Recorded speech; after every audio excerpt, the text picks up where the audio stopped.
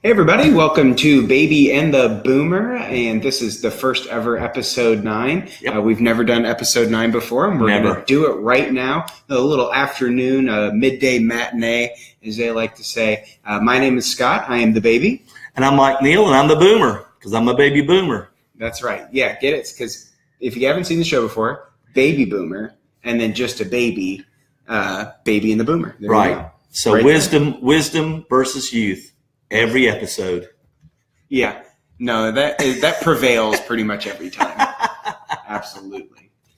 So we have a couple of sponsors we always like to shout out during the show. We got Leadhounds Marketing that kind of do all of our social media marketing for us. And then we also have Twine Graphics, which makes the T-shirts. They do the banner behind us, the banner on the table. They'll basically do everything for us. So we'll share a little bit more about them later. If you want to watch the show, you can watch right here on Facebook.com/Baby and the Boomer. You can also go to iTunes and you can just type in Baby and the Boomer, and all of our podcasts, we record all the episodes, they'll be up. And then if you also want to check us out on YouTube, just type in Baby and the Boomer there as well. And you can see a replay of the show, and you can watch it faster, and you can speed it up, anything you want to do there. Yeah, and then when we post on YouTube each week and on our podcast, we'll post it on our Facebook, both our Baby and the Boomer Facebook, so you get links right to it, or on our personal Facebook pages. So you can't escape Baby and the Boomer, although you may try. You will never succeed. Exactly. We have one T-shirt winner. I actually dipped into the reviews to see who reviewed the podcast this week, and just wanted to see if there's anybody in there. So decided to give it to Terry Atkinson, somebody I used to work with. So we'll give it to Terry. We'll get your info, and we'll get you that T-shirt. And then if you want a T-shirt, you want to get in the drawing, and we'll pick one. Share the episode, and then go ahead and share the page, and you will get a T-shirt for doing that if we pick you out of there. Yeah, so again, we're up in the game, so we want you to like and share the page and like and share the episode, and we'll put your name in for a drawing. And if you haven't seen the Baby and the Boomer shirt, it's awesome.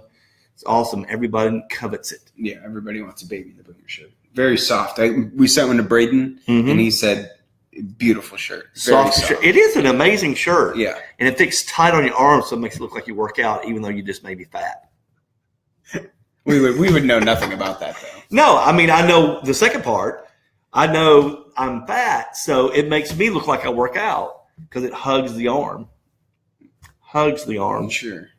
All right. Yeah. It makes me look like it's really tight on my arms because I'm overweight. But I like to feel like it makes me look like I work out. You could, look good, feel good, play good. Yeah, exactly. So we'll go to best and worst of the week. This is brought to you by Twine Graphics, like we talked about before. Mike, tell them about Twine. Twine Graphics put together everything that you see here that makes this look so awesome. You see the background, you see the table topper, the Baby the Boomer shirts, magnificent. So they do all that. They make Baby the Boomer look totally 100% professional, and we love what they do. And I've also used them for my own business, Michael Neal and Associates. They did such a good job with the Baby and the Boomer, so can't recommend them enough. They're on Facebook, Twine Graphics. They're in Franklin, Tennessee, so make sure you get the right one. And John Bond and his crew are fantastic. Good prices, perfect work, delivered ahead of schedule. You just can't beat it. Yeah. Your image is everything in business, and that's why we look so good. Absolutely. Love Twine. They do a great job. So that segment brought to you by Twine is best and worst of the week, like we always do every week. So do you want to go ahead with your best of the week? Yeah, best of the week. I thought the NFL Sunday night game was fantastic. It did not include the New York Giants or the Dallas Cowboys. Falcons-Packers was a great game. Even when it looked like it was being run away with, I told my son, he's a huge Packer fan and a Packer shareholder as well. I said, stick around. NFL games designed to be within a touchdown, and then here comes Aaron Rodgers. And, Packers had a lot of injuries in that game. Matt Ryan was incredible in that game. But so that was two great quarterbacks, and what it takes to have great NFL games is two great quarterbacks. That's why the NFL the first 2 weeks has not been very good, because there's very few great quarterbacks left in the NFL anymore. You got Tom Brady, you got Matt Ryan. You got Aaron Rodgers and then Derek Carr and then Ben, anyway, maybe, and then but nobody watches games to watch Ben Roethlisberger. I mean, he will go down historically as a great Pittsburgh quarterback, but people are like, oh, Roethlisberger's on tonight. It's not like Brady's on. Yeah. Right. You know what I'm saying? You know. And so I thought that was a great game. Also thought Mississippi State's takedown of LSU was fantastic. And then Vanderbilt, I called it. You know I love to be right. I called Vandy in the last episode. If you don't believe me, go back and watch it if it means that much to you to try to prove me wrong, but you won't be able to. I flat out called Vanderbilt to beat K-State, and they did. University of Tennessee is the fourth best team in the state of Tennessee right now. So you got Memphis, Vanderbilt. And I believe that Tennessee would not destroy MTSU. Oh, you got the shirt. That's awesome. Yeah. Bought it So congratulations to Vanderbilt. Derek Mason doing a great job there. Shermer doing a great job at quarterback. And what can you say? But I called that. That was a best of the week. How about for you, man? Let's see. Best of the week. Really liked, if my PowerPoint would pull up, USC, Texas. Yeah. That was really good. What I really like about college football is they have like the primetime game. You'll get the Fox game.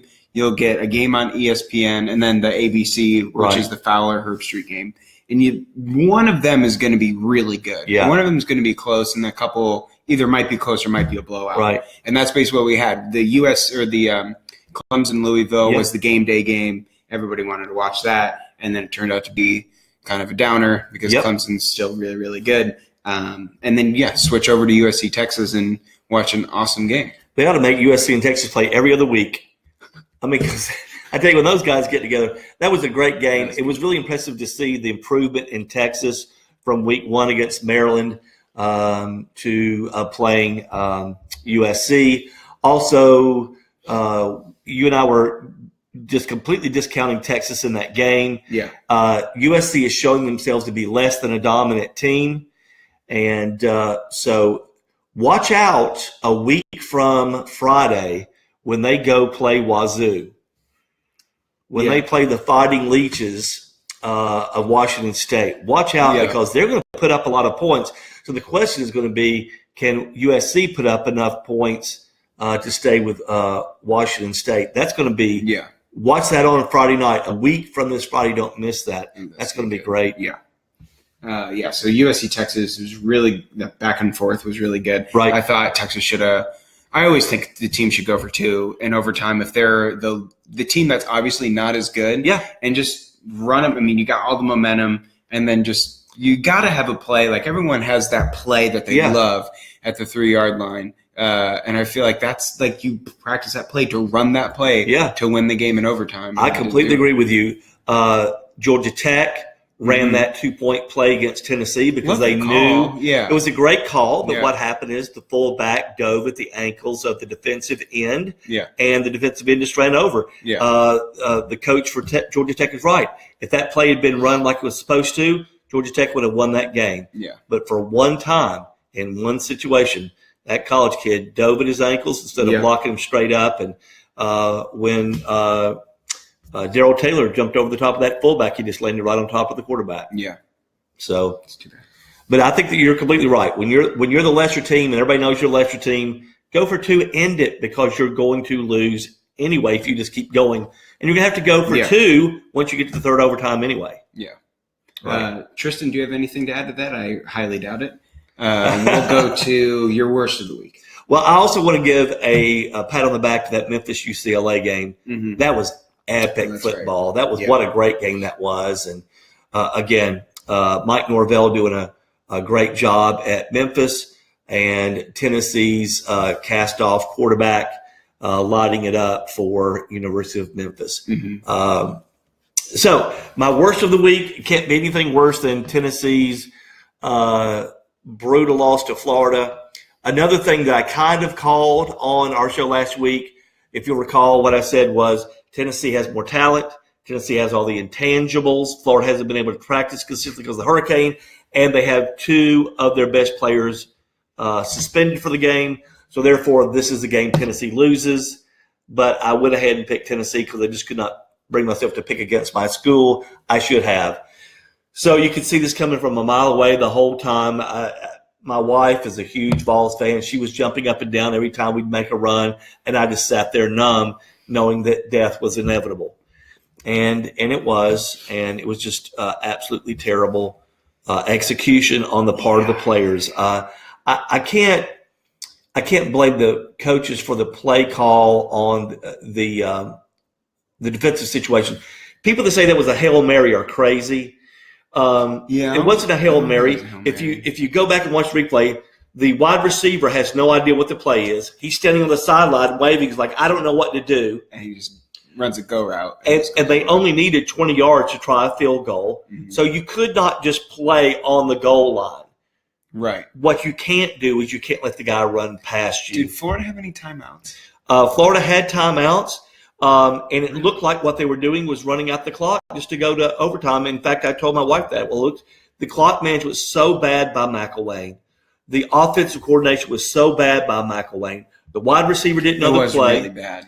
The wide receiver didn't know the play. They didn't call timeout.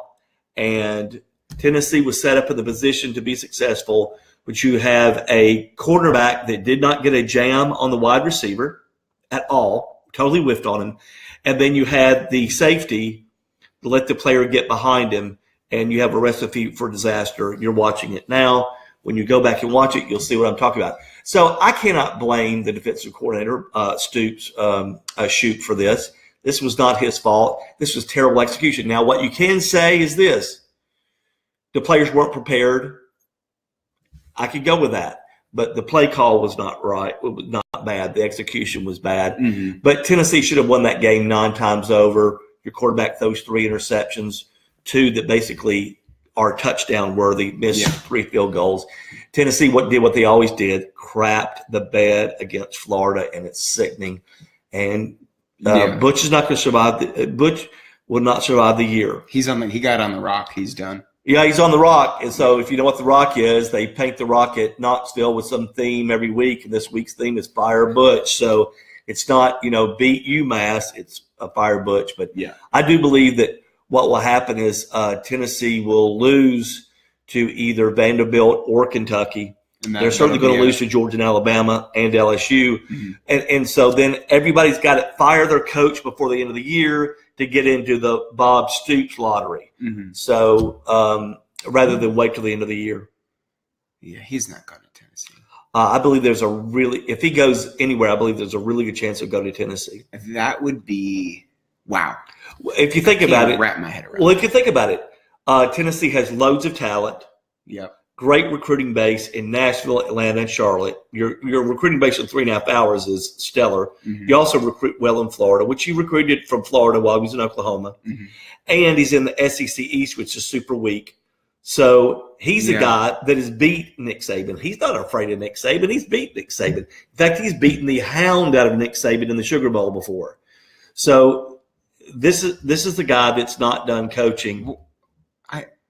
Why did he leave Oklahoma if he wasn't done? I know he was getting heat at Oklahoma for not getting into college football playoffs. Okay. He was getting heat. He was sick of it. Right. And, he's won his national championship. And at some point in time, he's like, you know what? I'm going to go spend time with my family and relax and dial it back. Maybe take a year off, realize the kids are really annoying, and then wants to get back into coaching. And I'll make more money after a year off because – I promise you, what does Nick Saban make? He makes like 7.5, I think. Is that all? Yeah. I mean, he's worth more than that, by the way, to that school. Yeah. But so Stoops is going to get $6 or $7 million. Mm-hmm. Yeah. And so he wasn't making that at Oklahoma.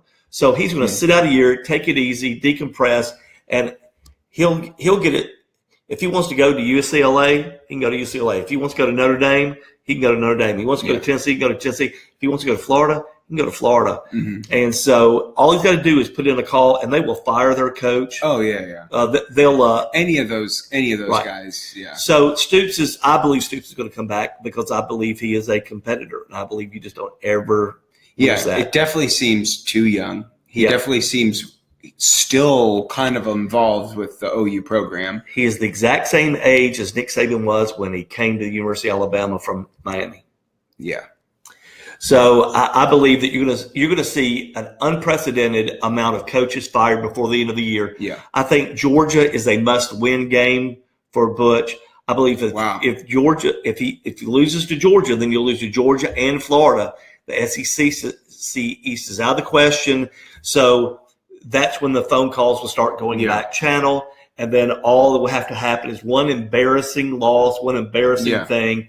And they'll say, Butch, you've done a great job bringing us back, but it's time to move on. Bob Shoop is going to be our interim coach, and we'll be in the process of interviewing. And they're going to get ahead of everybody else. This may happen with Texas A&M as well, I believe. Can't happen with Florida. Florida's kind of in a bad situation. They're like in that last mile situation where he's just winning enough and won enough where it's a train wreck about to happen, but you can't get rid of him logically. Yeah, I mean, it's the exact same thing. Yeah, that Les Miles is going through. Some Florida fans, I believe, were disappointed that Florida won that game. I know that. In fact, I've talked to them. They knew they were. If they lost, all we would be talking about is McElwain's amazingly poor clock management at the end of that game. Exactly, and the fact that he can't recruit a quarterback, the fact that he cannot design an offense, and that Nussmeier has gone down into the tank as an offensive coordinator, having won an national championship at Alabama, blah, blah, blah. And Butch would have been extolled as being the coaching genius who his players will never quit on. And now we got just the opposite. Yeah. So that was my 10-minute. That was that's what we deserve. That's what we want. Well, I think the reality is, we were going to talk about that anyway at some point in time. We just cycled it in here, but and of course I called for the rapture and it didn't happen. Somebody, there's a group that says on the 23rd. I know, so I was off. So I called for the rapture last week. I predicted that it did not happen, and so here we are, episode 9. So what's the 23rd? Is that the 23rd? That is. I hope it's not a college football. Oh, the 23rd is Saturday, isn't it? Okay. Wednesday, 30. Yeah. So maybe it'll be at midnight. If we're going to have it, I'd like to have it. Yeah. Let me get in another day. Let me get in a win against UMass. Don't let me go out on a loss, Lord. UMass. But still, I would say, hey, I went up to be with the Lord after a Tennessee win. Are you going to the game? Yes. Oh, yeah. No. I'm going to the game, me and the other 17 people. Oh, that stadium, you watch the television. It's going to be bad? It's going to be bad because people It's going to be hot too, right? It's going to be hot. People are not going to show up to that game. People are going to take this week off because we play Georgia the next weekend, and they're going to think, you know what, if I'm going to spend my time and money for hotels, gasoline, and tailgating, I'm skipping this week, and I'm going to Georgia the next week, and that stadium is going to be empty. It's going to look like Michigan Stadium during kind of the Brady Hoke, the 2014. Yeah, it's going to look like the LA Chargers versus anybody. So, USC had more people at their game than the Chargers and Rams had combined. Yeah. The Chargers are playing at a 30,000-seat MLS stadium. Right. That's very, I don't know. That seems like crazy, small. Yeah. I think the NFL's okay with it because they know that new stadium's on the way, but – I can't believe. There is the Rose Bowl. Yeah, but that's it might be better to play in the MLS stadium so it doesn't look so empty. I agree. I think that's what the Rams are doing with the Coliseum is it's half empty. Yep, it looks bad. Yeah, it does. My worst of the week. It was fine. I watched the Canelo Triple G fight. I didn't pay for it. Don't ask me how I watched it. And it was very good. I enjoyed it. Really like boxing when there's, a title or something on the line. Listened to an interview with Canelo, even though he only speaks Spanish. Still listened to it because it was interesting. The fight was very clearly Triple G. At least 114 something around 114 Right. to a low Right. 1 teens. And the first judge, and she has been there too long. I think that's what it is. And they really like keeping Vegas fights and then keeping a Vegas judge, Right. like a Nevada judge. Right. And she graded it as Canelo 118, Triple G 110. Wow. And after watching that fight, it was I would have expected it to be the complete opposite. Right. I would have expected Triple G 118. Right. So it was just boxing malpractice. Right. Once again, because boxing is the most rigged thing that, it's like WWE and then like a couple matches. And then it's professional. Well, I said in our Baby the Boomer episode, whichever it was before the McGregor fight, that I really thought that fight was going to be set up so that McGregor could win. I was shocked because that would set up the rematch, which would break every record known to man in every sport for pay-per-view. But he didn't. We'll definitely get a rematch for this fight. Yeah. It was a good fight. They were 160 weight class, so Right. a little bigger than the Mayweather-McGregor What one. is that, middleweight? Yeah, I think so, yeah. But it was an interesting lot. The fight kind of broke loose at about the 5th round. And Right. it's always exciting. Yeah. Boxing when it's, really, when you got the title on the line and that sort of thing, it's always fun to watch. But am I going to pay for a pay-per-view unless there's like 7 other people going into it? Right. Probably not. Yeah, no. So that was my worst of the week, was the judge ruling just bad. Malpractice. Boxing malpractice. And that's what frustrates people who are marginal boxing fans about boxing. Yeah. They feel like it's rigged. Yeah. All right, let's move into a fun segment. We've never done this before. Who's getting fired? Boom. Who's getting fired today? So we got some hot seats. Yeah. Who's back? Hot seats. Hottest of hot seats. These are flaming seats. So let's go SEC Big Ten. I got a couple. Uh-huh. You got a few. Oh, yeah. In SEC, you're always on the hot seat. If you're not winning the championship every 2 years, you're on the hot seat. So, let's just start off with an easy bunt here for you. Yeah. Who's the first SEC coach that's on the hot seat right now? Yeah, I've already covered that one at length. Butch Jones on the hot seat. I don't think he's going to make it through the year. Butch is a fine man. I think he's a very average coach. I think he would be a great MAC coach. But he was the guy that said yes because everybody else turned Tennessee down because the Tennessee program was that bad and that undesirable. So anybody that hates Butch, I can't understand you. They need to build a statue of him.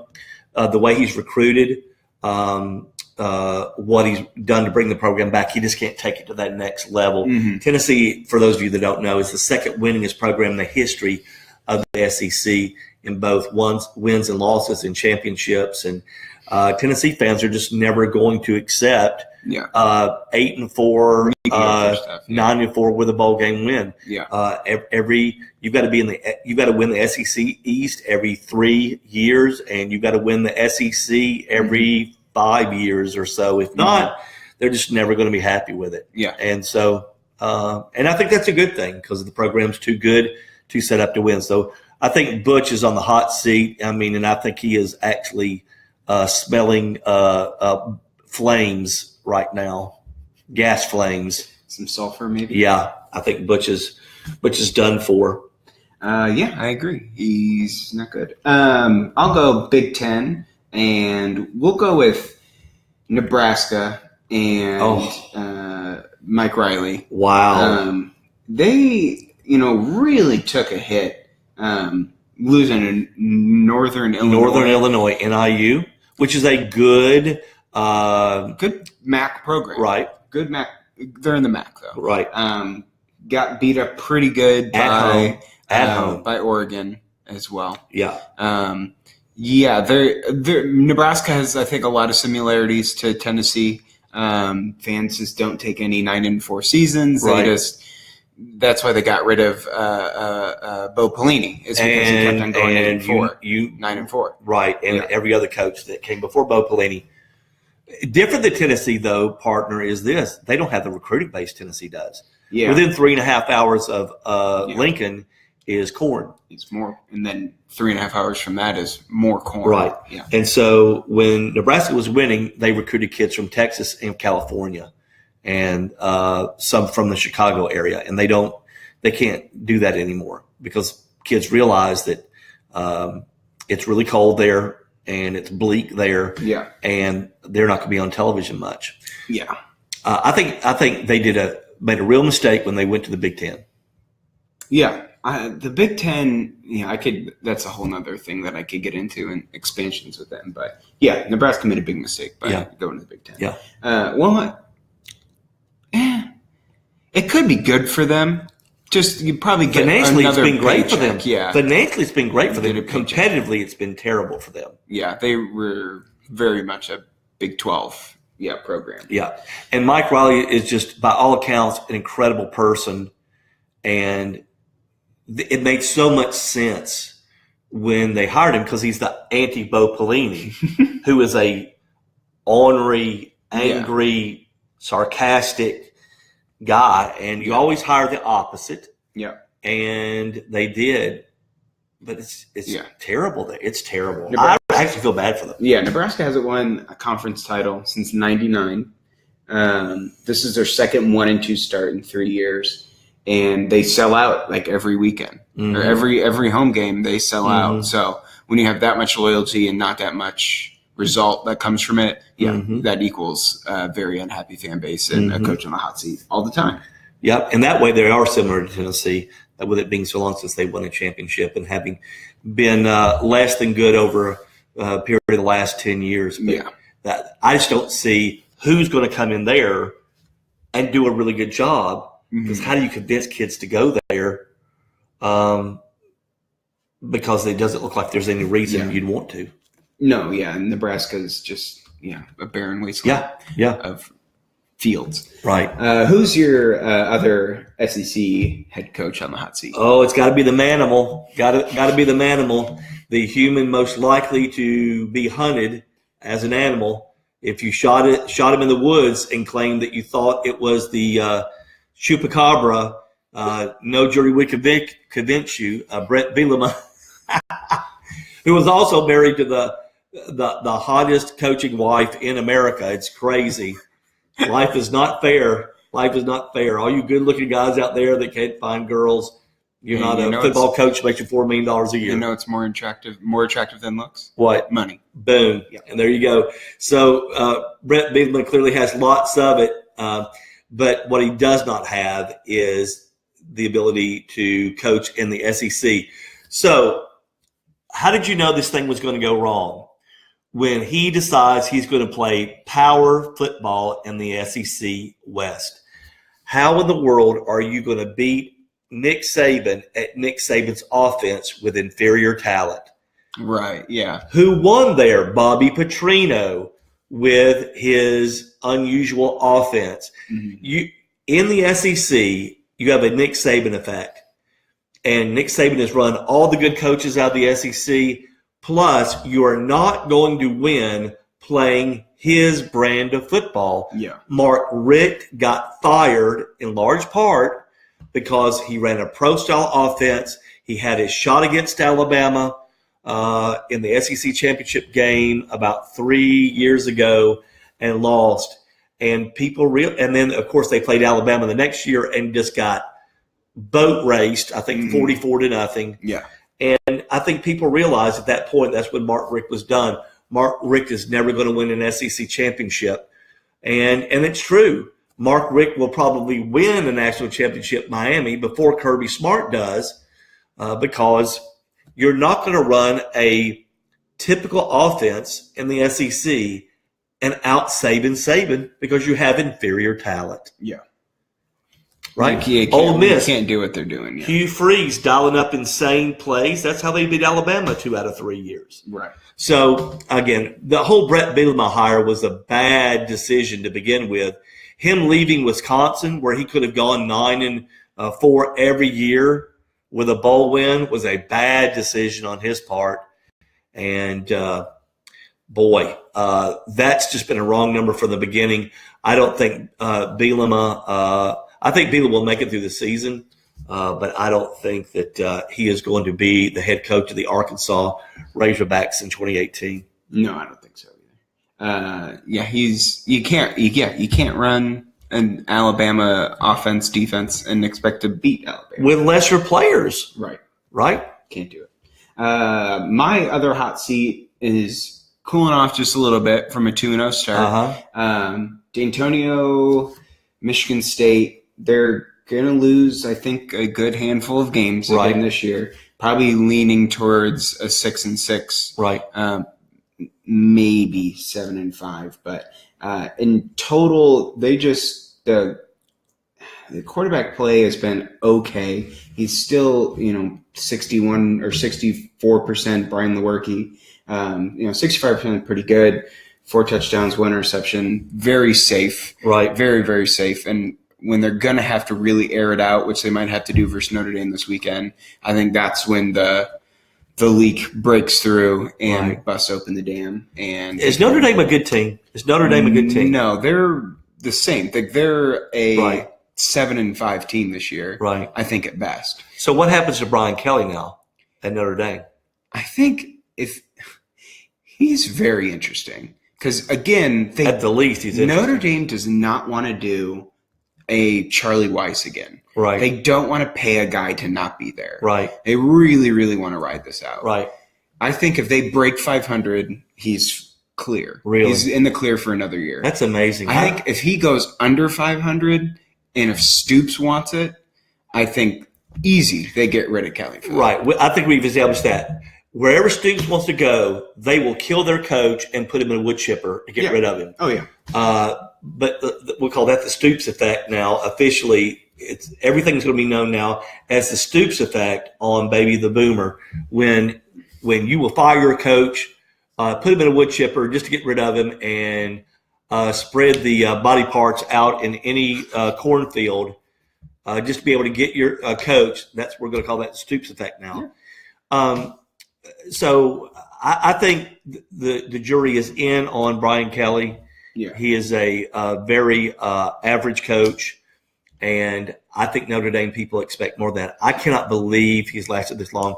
Again, Notre Dame has lots of money and can pay lots of ex-coaches if anybody can, and I'm just shocked that they're continuing to put up with that ugly football and non-championship level football. Yep. It's amazing to me. Yeah, so with a Big Ten emphasis, D'Antonio, and then Notre Dame, which plays in Big Ten country. Right. Yeah, both of them. But I think D'Antonio needs to really get LJ Scott going. He looked like he was a freshman, just went out on fire. Right. And he's got like 3.5 yards per carry versus 2 pretty weak teams. So Michigan State, like I said, they're going to lose a lot of games. They'll have to reevaluate where they are with that. But again, it's going to be real hard to get rid of D'Antonio. Yeah, because he has done so much and he got him to a really great point. Right. But I don't think he'll be barren for a while. I don't think he loses his job this year. No. I think he'll lose his job next year if he doesn't produce, because Michigan State fans have the innate inferiority complex about University of Michigan. Yeah. The more Harbaugh wins, the madder they're going to get, and Harbaugh is going to win because we know he's a winner and he'll never stop winning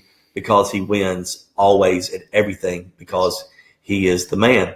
So he's going to keep winning. It's going to make Michigan State fans really, really angry. And also, I think the other thing that's going to happen is not only are you not beating Michigan, but you're buried probably at third in the Big Ten West. East, yeah. East. Even fourth. Or fourth in the Big Yeah. Oh, so they're in the East. I'm sorry. I apologize. I thought they were in the West. So, again, when you're down there in Purdue territory, Michigan State fans don't feel like they belong there. Yeah. And they're going to flip out. And rightfully so. An administration, they don't need football.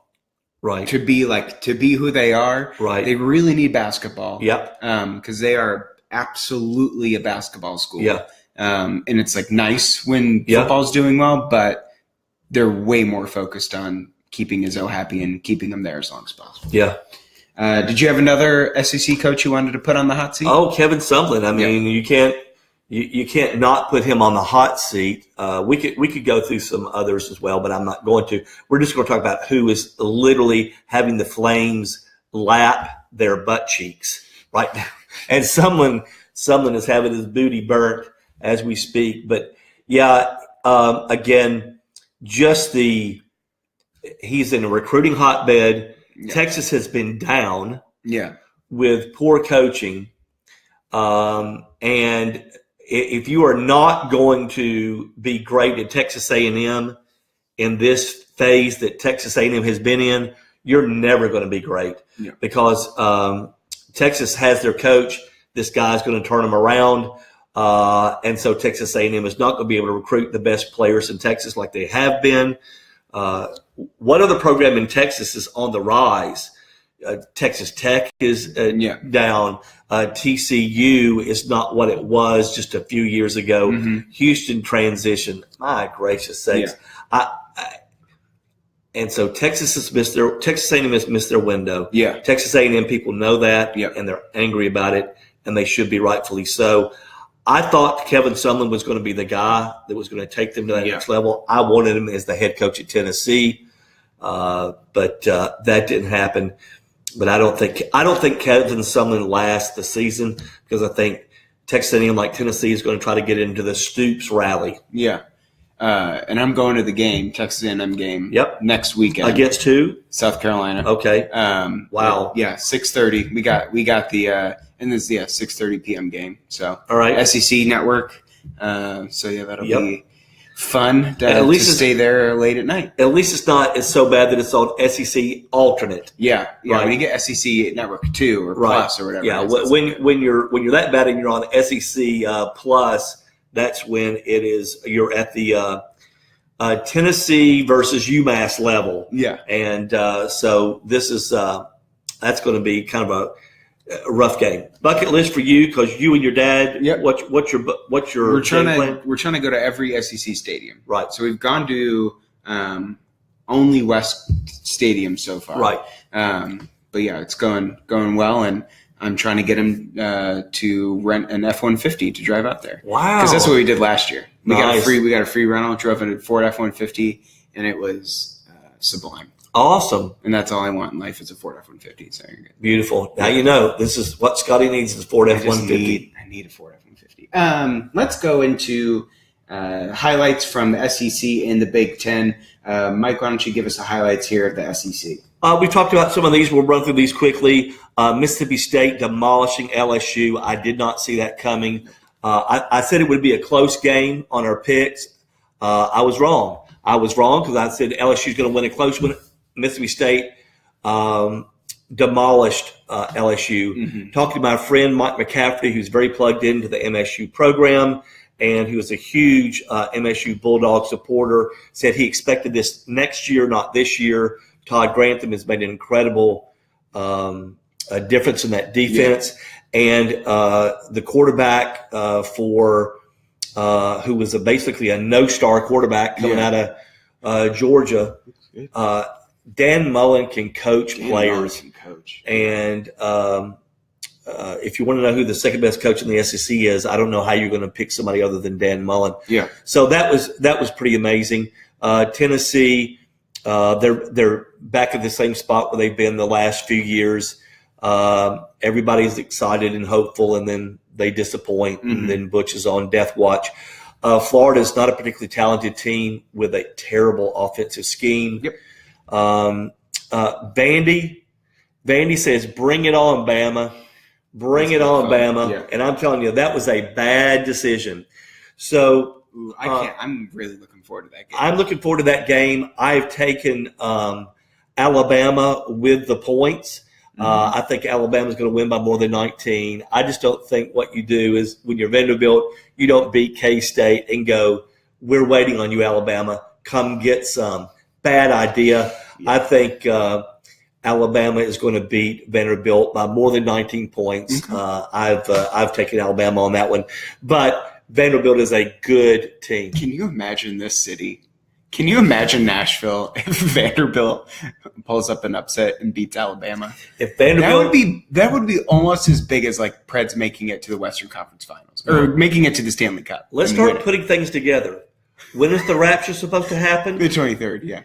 If Vanderbilt beats Alabama, see everybody. Bye. There won't be an episode 10. If you're Scotty and I will be gone, and if you're left behind, that means that you didn't live your life the right way, and you've got some time on your hands to work it out. But yeah, Scotty and I won't be here.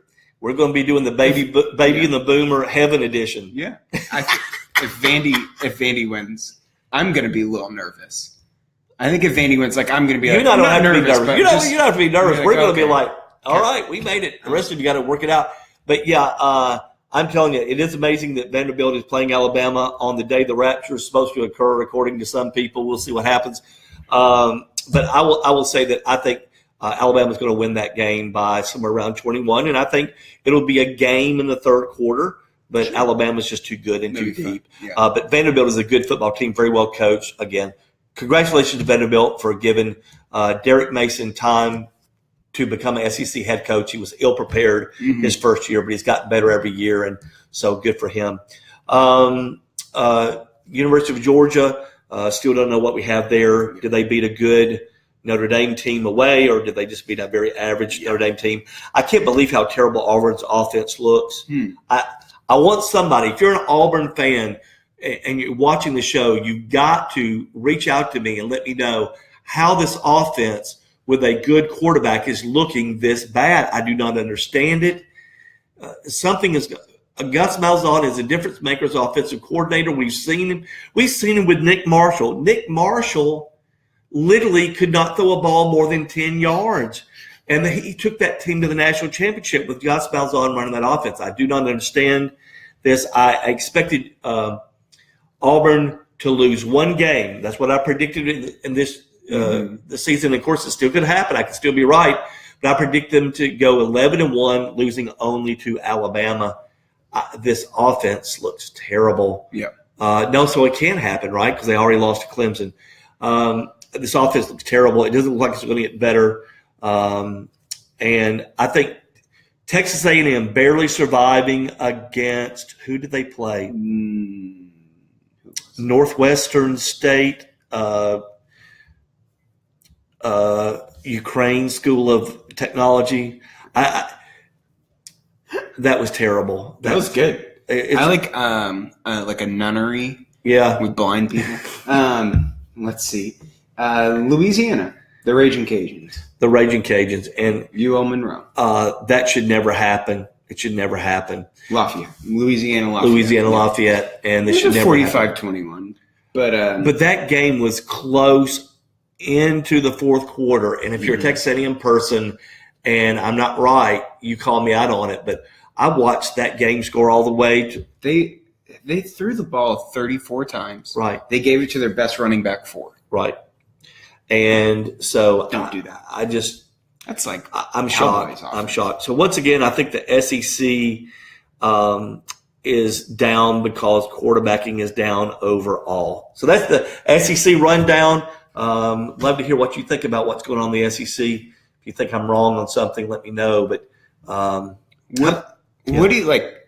There hasn't been a quarterback like a Darnold or a Rosen. Right. Why can't the SEC get one? I mean, even like these like Wyoming guys, like, or then even like Wentz, or just somebody that has like a huge upside. I mean, the last person that had a huge quarterback upside in the SEC, Peyton. Right. Well, you have had a lot of guys who we thought was the next guy.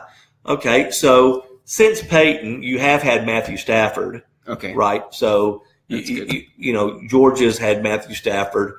Eason is supposed to be the next great thing.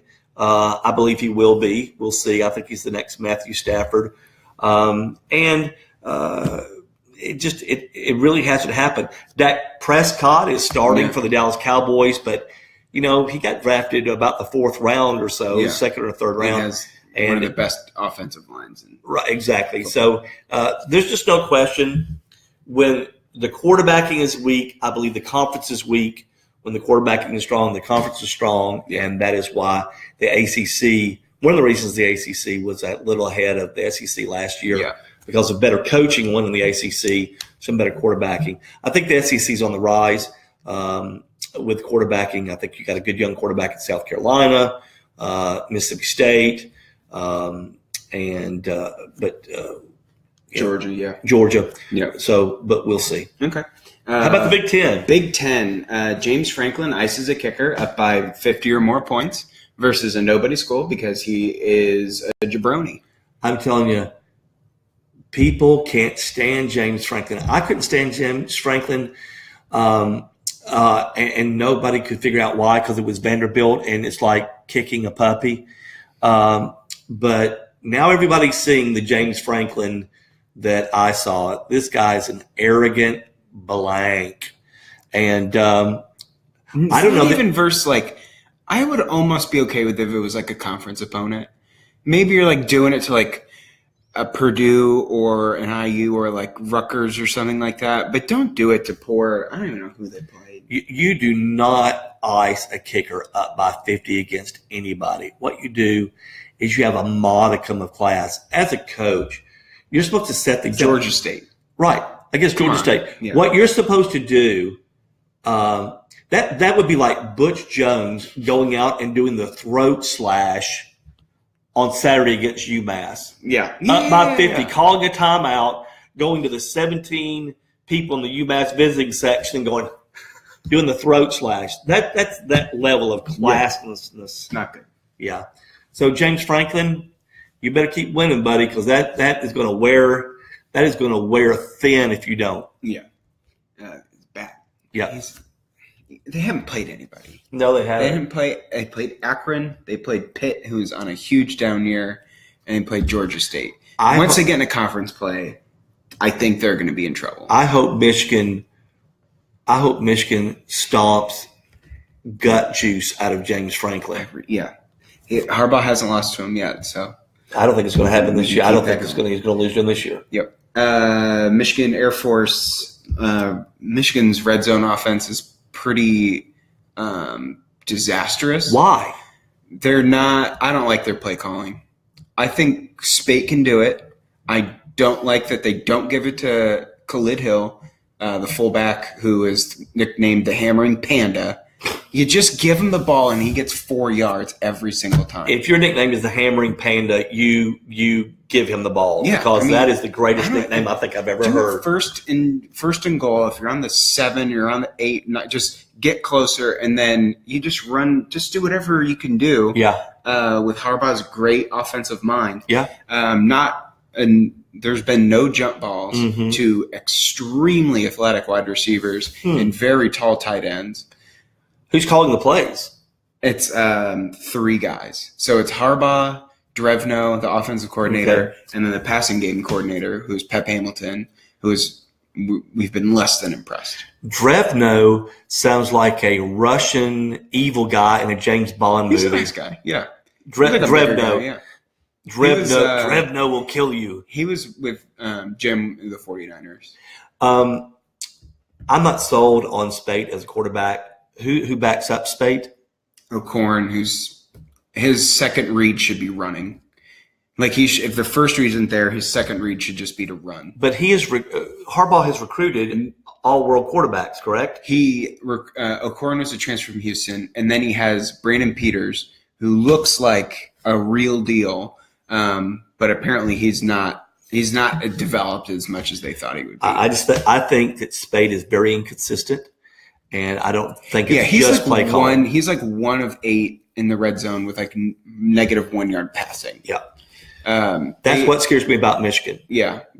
And I feel like they're maybe holding their cards close to their chest, just being very cautious about what they're showing in the playbook. Okay. Because we've seen a crazy Harbaugh play calling. Right. The train formation, crazy mesh routes, crazy play actions. I mean, they can do a lot. Okay. I believe that the kids got it now. Okay. Like I believe the wide receivers and everybody's on board.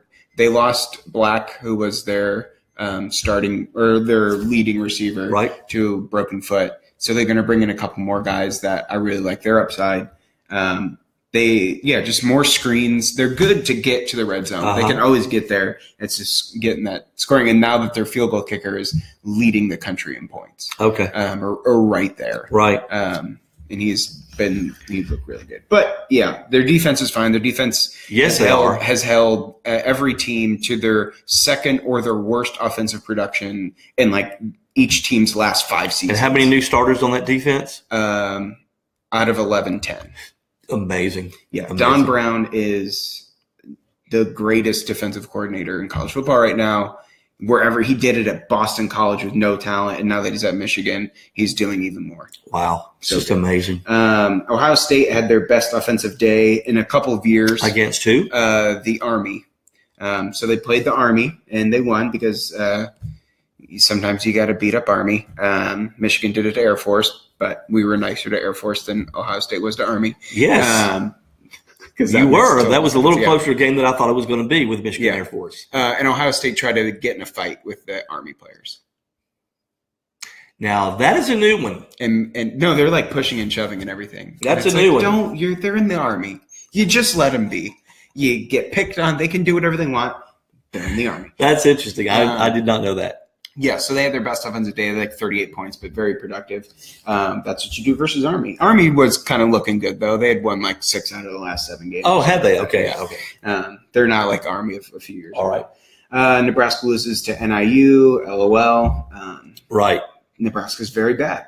Iowa has a cool new tradition. Have you seen this? No. They built a children's hospital right next to the stadium. Right. So they can see the whole game. Okay. If you're, in the that's really neat. You can see the whole game from the children's hospital. Yep. And now at some point during the game, everybody in the crowd turns and waves to all the kids and stuff. That's cool. It's heartwarming. It's beautiful. It was on my timeline 10,000 times on Saturday. That's cool. So I gave credit to Iowa. I did not know that. That's a pretty cool tradition. I will say this. I have never met a person from Iowa that I didn't like.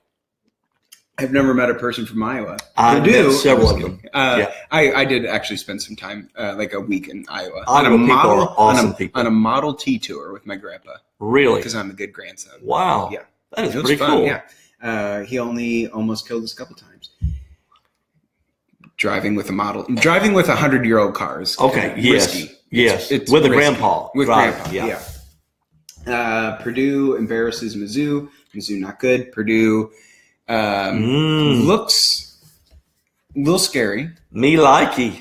They haven't played any good defenses yet. Me likey Purdue. They got like 370 yards versus Louisville's awful defense. They really, really put it to Mizzou.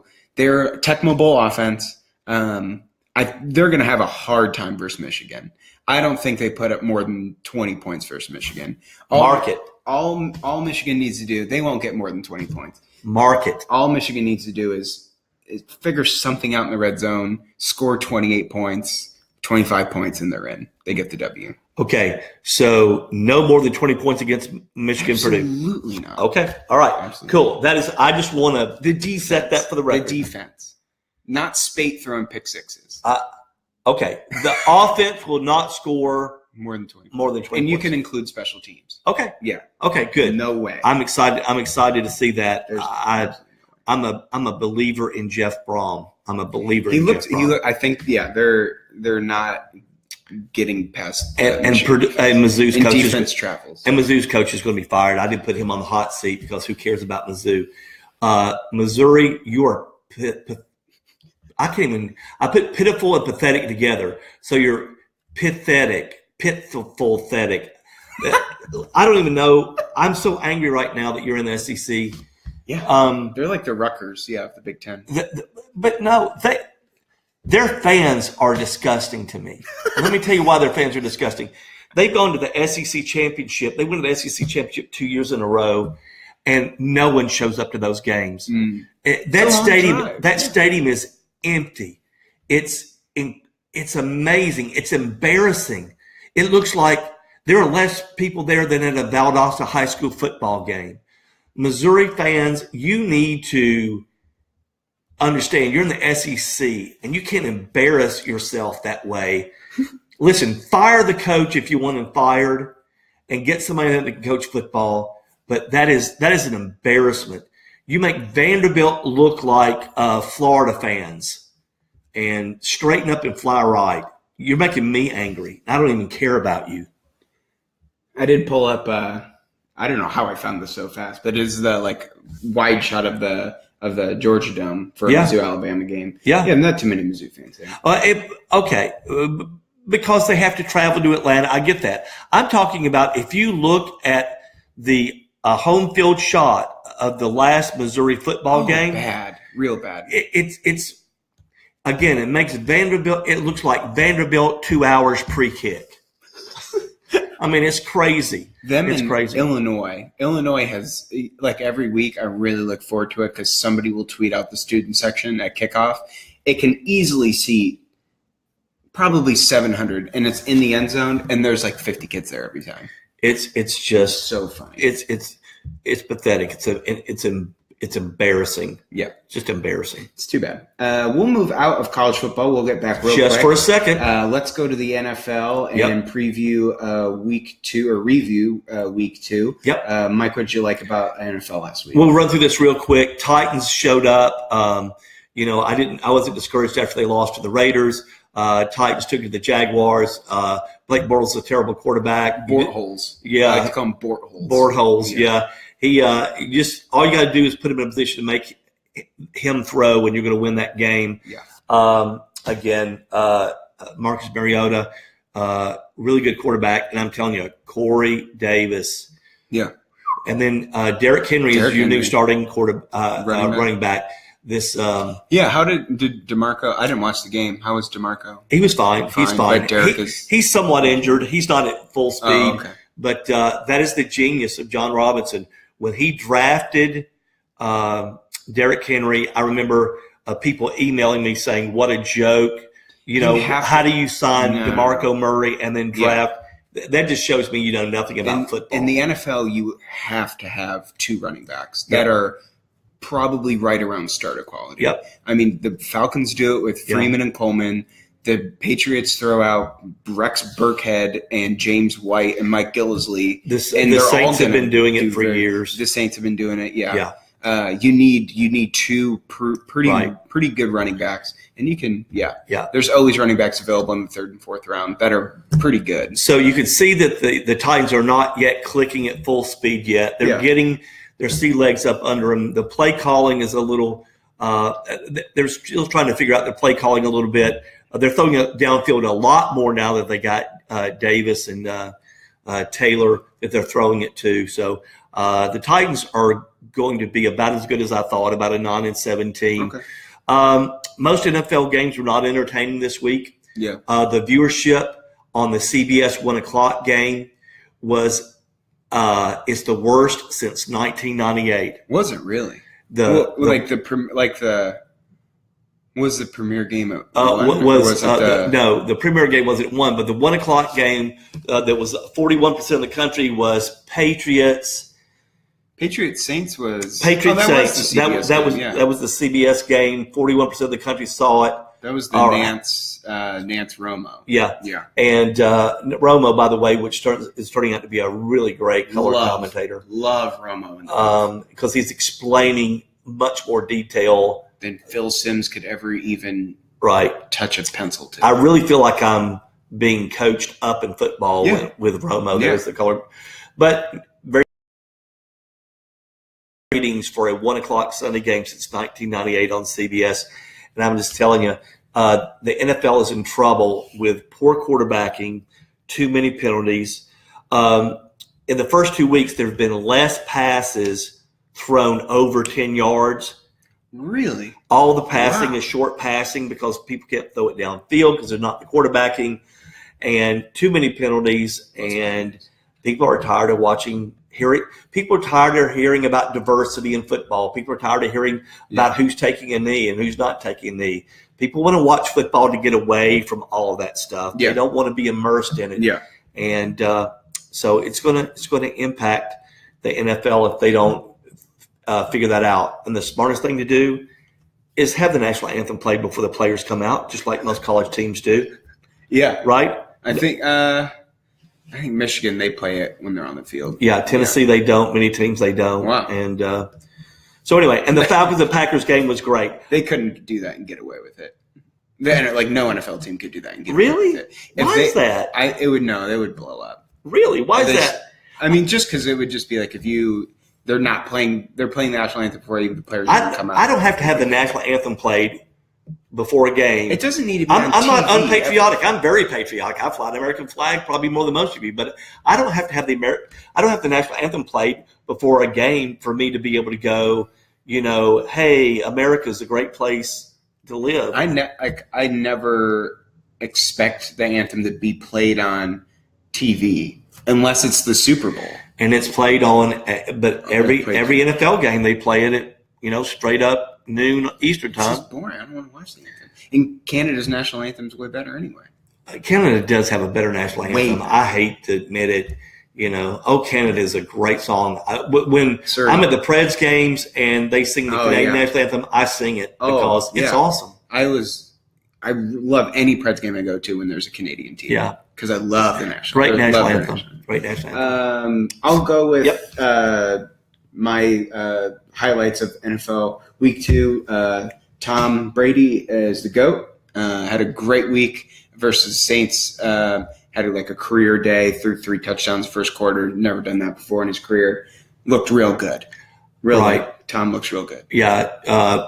He actually looks – I want to watch – did you watch the 60-minute segment of him saying that he is stronger and faster than he was at age 20? I think I've heard that. I want to watch the episode. I'm going to go back and watch that tonight, as a matter of fact. He was on 60 Minutes Sunday night. Okay. So apparently he's got some type of amazing mixture and workout. And he's got the workout, the diet, everything like that.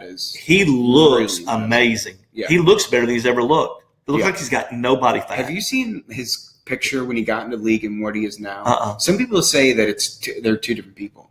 Somebody said at some point Tom Brady died, right? And then a robot took over. He is a very pretty man. He's a very he is. Yeah, I'm secure enough. I can say he's a beautiful man. He's so pretty. I wish I was Tom Brady. I wish everybody wishes they were Tom Brady. Are you kidding me? Listen. Yeah, and then I wind up looking in the mirror, and then I see this is what I got. But Tom Brady is – I'm not going to call him the GOAT. He's the GOAT. He's the greatest of this time, now that Peyton's gone. But anyway, that was an August episode. You can go back and watch that battle. Yeah. But Tom Brady is the best quarterback in the NFL right now at age what? 40.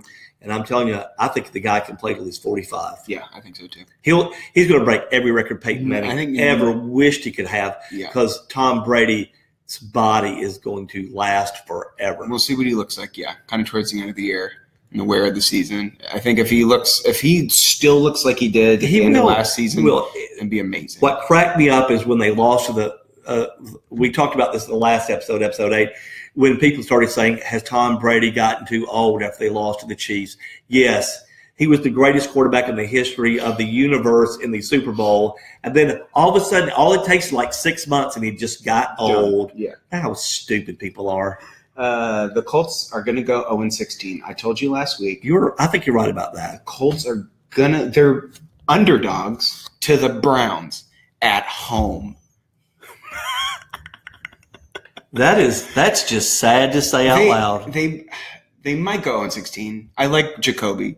I like him a lot. Yeah. I think he will kind of keep him, entertaining to watch for a while.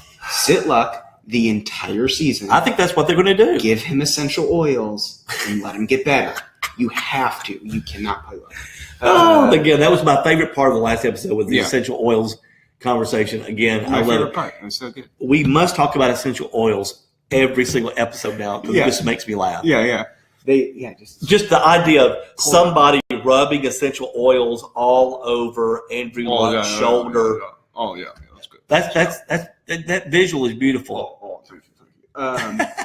Zeke, like I said, Zeke needs to be quiet, and then Zeke got owned because I think he had 9 carries, 8 yards or something like that, and he acted like a butthead. Yeah. He sat there and pouted like JT Barrett did after they won the national championship. And he quit on that play, and he has taken some serious heat about that. I hate Ohio State. I just got the huge rush of how much I hate Ohio State. I love it. This show is about who you love and who you hate.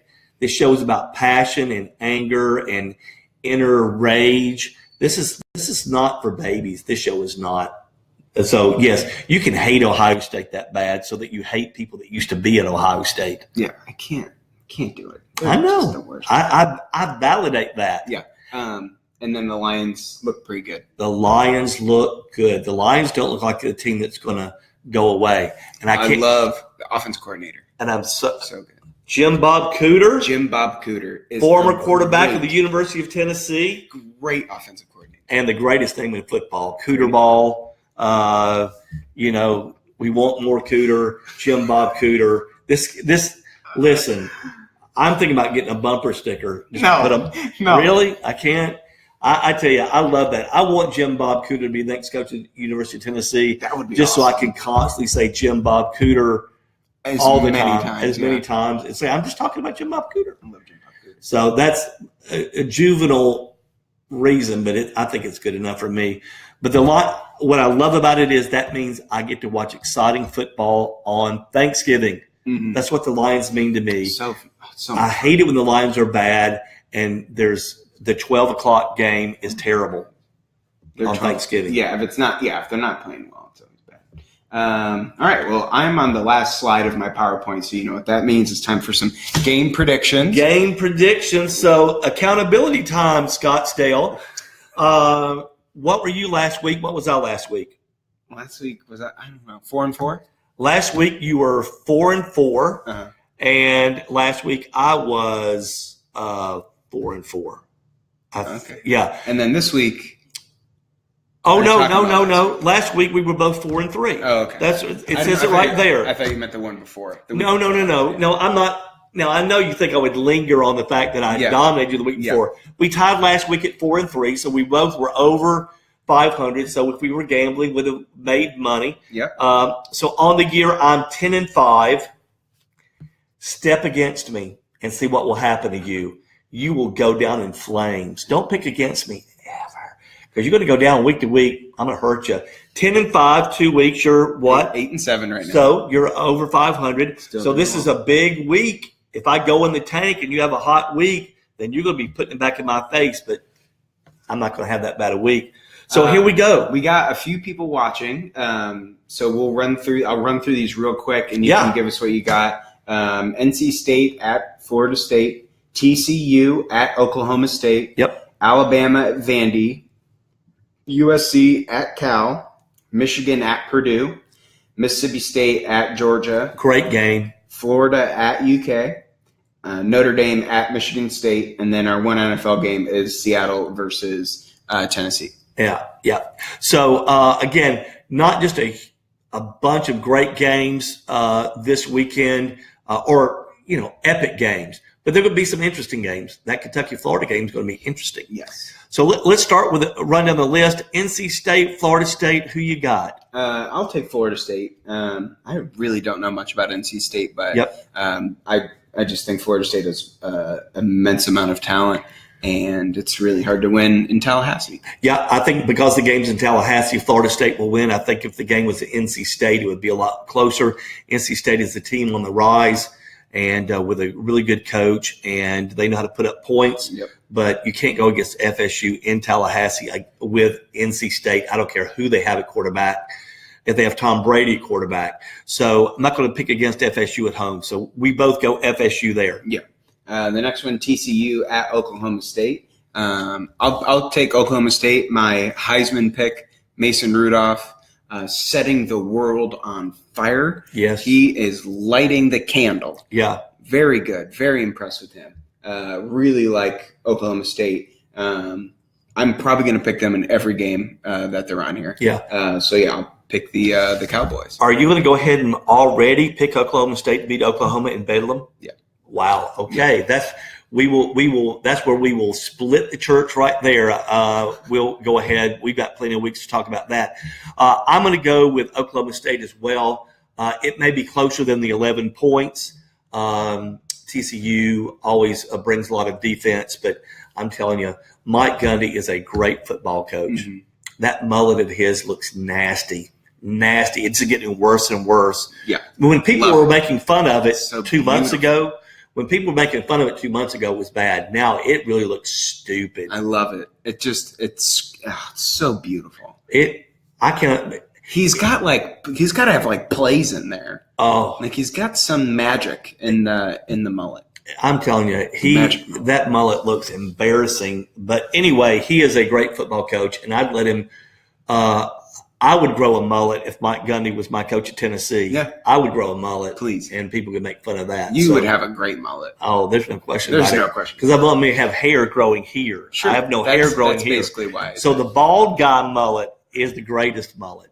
So I'm going with Oklahoma State as well. So we're going all right, right down the line with each other. Alabama, Vanderbilt. Right? You're not picking Vanderbilt. You got to talk me out of it. You're not picking Vanderbilt. Please talk me out of picking Vanderbilt. That would be stupid to pick Vanderbilt. I can only talk about it as if you will tell me the last time Vanderbilt beat Alabama. I can't. Can somebody do that? I know Josh Patrick is watching. Damian Charlie, you may be watching. I want to know the last time Vanderbilt beat Alabama. And if you tell me it's been since I'm going to guess that happened in 1980. I don't know.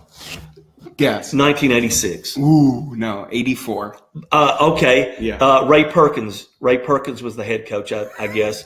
And so, 1984. So that's how much I know about SEC football. I was only off by 2 years. Yeah. So 84, 94, 2004, 2014. So if you're going to say Vandy's going to win for the first time in 33 years, I'm not going to pick. I'm not going to pick Vanderbilt. I'm going to pick Alabama because I'm not going to be able to watch the game because the Michigan game's on. Okay. I would pick Vandy if that was the game that I was watching. But you're going to say Vanderbilt's going to win by – you believe Vanderbilt's going to win by less. Yeah. Okay, by less. Okay. That's what we'll do here. This is how we're going to create some separation. I think Alabama wins by more than 18 and a half. I'm going to give you 19. It's up to 19 now. People are betting Alabama. So if Alabama wins by 20, I win. If Alabama wins by less than 20, you win. Okay. So that's where we create our first separation. I want to know what you guys think here that are listening. You think Alabama is going to cover plus or 19. minus 19 or not? That's good. Yeah. I really the Vandy game that's on at 2:30. Yep. Michigan plays at 3. Yep. So I wouldn't be. Okay. USC Cal. USC is favored by 17. Yep. This one. It's my turn. I guess. Yeah. I'm picking Cal straight up. I think Cal has. I just think Cal's going to win straight up, and I believe this. Coach at Cal is the real deal. He was a great defensive coordinator at Tennessee. He almost made Derek Dooley look not like an idiot. Justin Wilcox? Yeah, and he was a great defensive coordinator at UW, and he is a former linebacker with the San Francisco 49ers.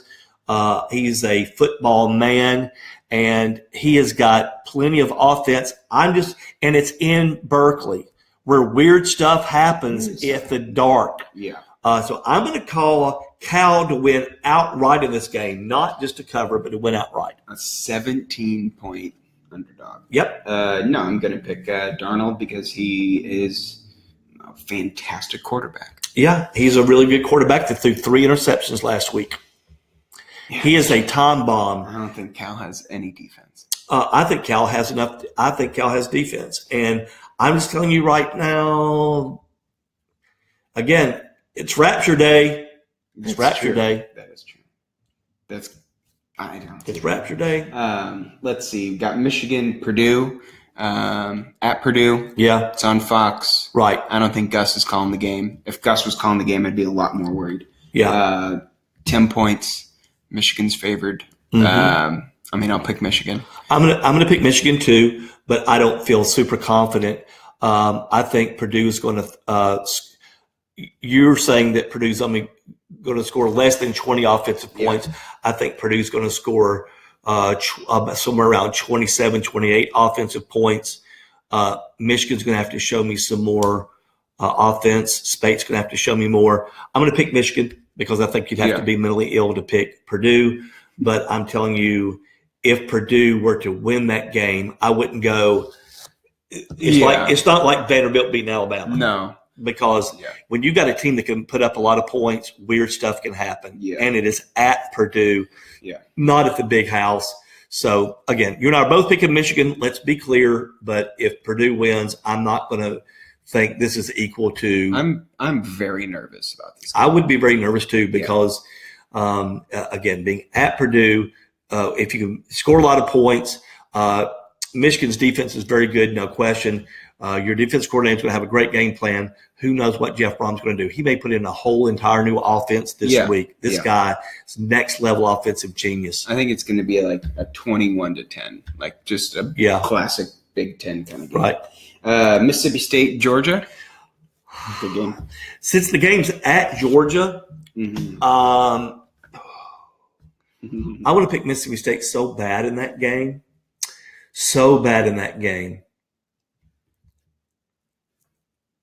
I'm going to do that. Yeah. I'm going to take Mississippi State. What are the points? 5, Georgia. I'm going to take Mississippi State to win that game outright. Okay. I'm nervous about that, but I believe Georgia's defense is good. I think Georgia has not played anybody. That includes Notre Dame. I think Todd Grantham was the defensive coordinator at Georgia. Mm-hmm. He was dismissed from Georgia. He hates Georgia. I bet he is not going to sleep for an entire week game planning how he is going to murder Georgia's quarterback. And I think Todd Grantham is a nasty dude. I would never want him as my defensive coordinator, which means he certainly will be next year. The way my life works, he will be Tennessee's defensive coordinator. But he is a nasty, unseemly dude that can coach defense. And Mississippi State is loaded on defense. They roll 9 guys on the defensive line. I'm calling for Mississippi State to beat Georgia and shock everybody. So there's my next big upset. And I feel much more confident about this one than I do Cal beating USC. I know Georgia's at home. Georgia always has one game that they just refuse to show up for. Mm-hmm. They just seem like they're disinterested, and this may be that game. So I'm going Mississippi State. Yeah, I'm going to pick Mississippi State. They're really? 6th in the country in opponent points per game. They're 9th in the country in points per game. Yeah. I think they are – and they've got a true freshman quarterback. Yeah, Fitzgerald looks pretty good, and I think they're going to be very confident coming out of that LSU game. And I don't think Georgia has an answer for Dan Mullen. I think Mullen is going to outcoach Kirby, and I really like Mississippi State. Georgia fans will be on suicide watch. Yeah, they're going to be in trouble. They're going to be on suicide watch because what will happen is then they're going to say, well, now we're going to lose to Tennessee. And I'm going to listen to 680 The Fan all week in Atlanta just to listen to all the Georgia fans calling out, we'll never win another game now. Yeah. Let's go to Florida, UK. I'll take Florida, just more athletes, and even though it's at Kentucky, I don't really see that being a big difference. Florida, maybe coming off a nice emotional win versus Tennessee, can put something together for Kentucky. But I'm just picking this out of history and just everything like that. Florida has not lost to Kentucky in about 30 some odd years. Yeah. So I'm going to go with Florida, but let's understand where these programs are at. What is the point spread on this game? 2.5. Who's got the home field advantage? Kentucky. Okay. So we are now basically saying that on a neutral field, Florida would be about a 6-point favorite over Kentucky. Yeah. And so this is the state of this Florida program, and which has got Florida fans nervous, rightfully so.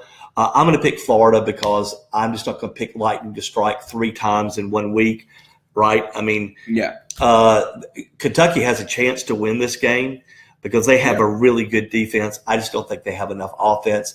They have a one-dimensional offense, which is a running quarterback. I think Florida has a good defense, and I know they have a good defensive coordinator. So I'm not going to pick 3 huge upsets in 1 week. So I'm going to go with Florida, although I'm not confident. Yeah. We got Notre Dame, Michigan State, last college game here. I'll take Notre Dame in this one. Yeah. I really think they probably have the athletic advantage. Yeah.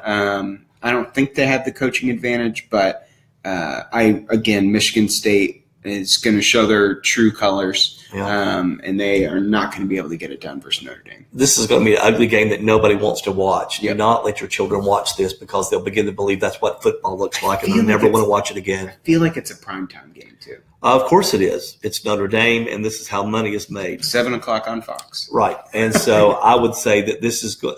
I don't even care about this game. This might be the Gus game. I think this is the game Gus is This is call. And Gus is so awesome. He will make this game watchable because he will call a handoff like it is a Hail Mary in the Super Bowl. That Texas USC game was 90% Gus. I love Gus. I love people. Can you imagine him like ordering nachos? Everyday life, yeah. Just ordering nachos. Salsa, extra sour cream. This is big. I love Gus. Anyway, some people don't like him. I like him. Even if he's pretending really good.